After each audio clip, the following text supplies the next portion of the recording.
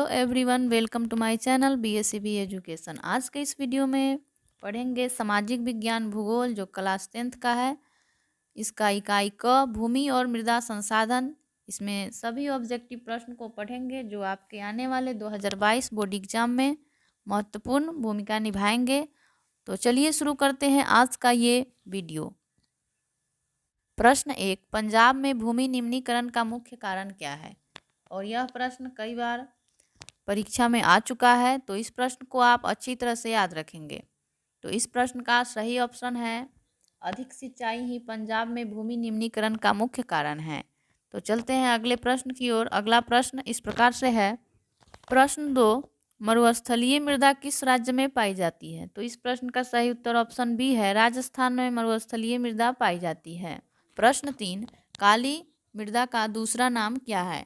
यहाँ मृदा से तात्पर्य मिट्टी से है, तो इस प्रश्न का सही ऑप्शन है ऑप्शन बी, रेगूर मृदा ही काली मृदा का दूसरा नाम है।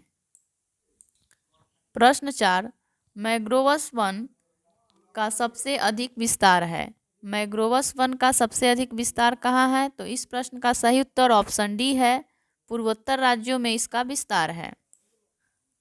प्रश्न 5, डाकुओं की अर्थव्यवस्था का संबंध है।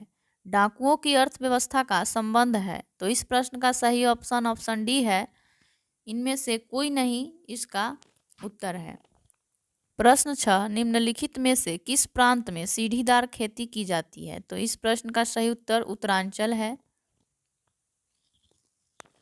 जो ऊंचे भूमि होते हैं पहाड़ों पर, इस प्रकार की खेती की जाती है। प्रश्न 7, निम्नलिखित में से किस राज्य में काली मिट्टी या मृदा पाई जाती है? तो इस प्रश्न का सही उत्तर ऑप्शन डी है, गुजरात में काली मृदा पाई जाती है। प्रश्न 8, भूमि उपयोग आंकड़ों के अनुसार 2002 से 2003 में भारत में कितने प्रतिशत भूभाग पर वन क्षेत्र थे? तो इस प्रश्न का सही उत्तर ऑप्शन सी होगा, 22.57% ही वन क्षेत्र थे 2002 से 3 के बीच भारत में।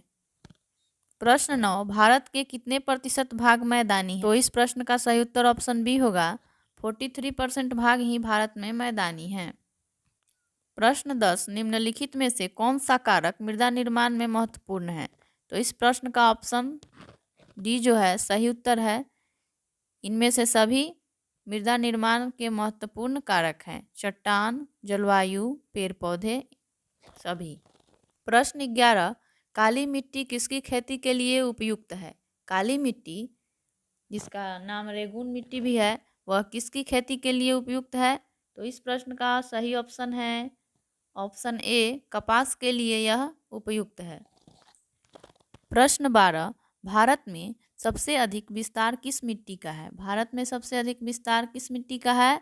तो इस प्रश्न का सही उत्तर है ऑप्शन सी, जलोढ़ मिट्टी का। प्रश्न 13, इनमें कौन स्थानबद्ध मिट्टी का उदाहरण है? तो इस प्रश्न का सही उत्तर ऑप्शन ए है, काली मिट्टी। प्रश्न 14, पुरानी जलोढ़ मिट्टी को क्या कहा जाता है? तो इस प्रश्न का सही उत्तर ऑप्शन ए है, पुरानी जलोढ़ मिट्टी को बांगर मिट्टी कहा जाता है। प्रश्न 15, भारतीय कृषि का राष्ट्रीय सकल घरेलू उत्पाद यानी जीडीपी में कितना योगदान है? ग्रॉस डोमेस्टिक प्रोडक्ट में भारतीय कृषि का कितना योगदान है? तो इस प्रश्न का सही उत्तर ऑप्शन डी हो जाएगा, 13.7% इसका योगदान है। प्रश्न 16, मिट्टी का पीएच मान कितना होता है? मिट्टी का पीएच मान कितना होना चाहिए? तो इस प्रश्न का सही उत्तर ऑप्शन डी है, 7 जो है मिट्टी का पीएच मान होता है। प्रश्न 17, मृदा संरचना में मूल चट्टान के ऊपर कितनी परतें होती हैं? मृदा संरचना में मूल चट्टान के ऊपर कितनी परतें होती हैं? तो इस प्रश्न का सही उत्तर ऑप्शन बी है, 3 परतें होती हैं। प्रश्न 18, इनमें कहाँ जैविक मिट्टी नहीं पाई जाती है? तो इस प्रश्न का सही उत्तर है ऑप्शन सी, झारखंड में जैविक मिट्टी नहीं पाई जाती है। प्रश्न 19, world wide fund for nature के अनुसार भारत में लगभग कितनी भूमि निम्नीकृत हो चुकी है? तो इस प्रश्न का सही उत्तर ऑप्शन ए है, 13 करोड़ हेक्टेयर।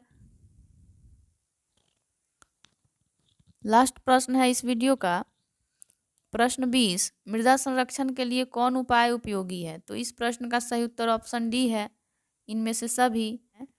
तो इस वीडियो में इतना ही। अगर ये वीडियो आपको अच्छा लगा तो इस वीडियो को लाइक करें, शेयर करें और चैनल को सब्सक्राइब करें। मिलते हैं फिर अगले वीडियो में नई श्रृंखला के साथ। धन्यवाद।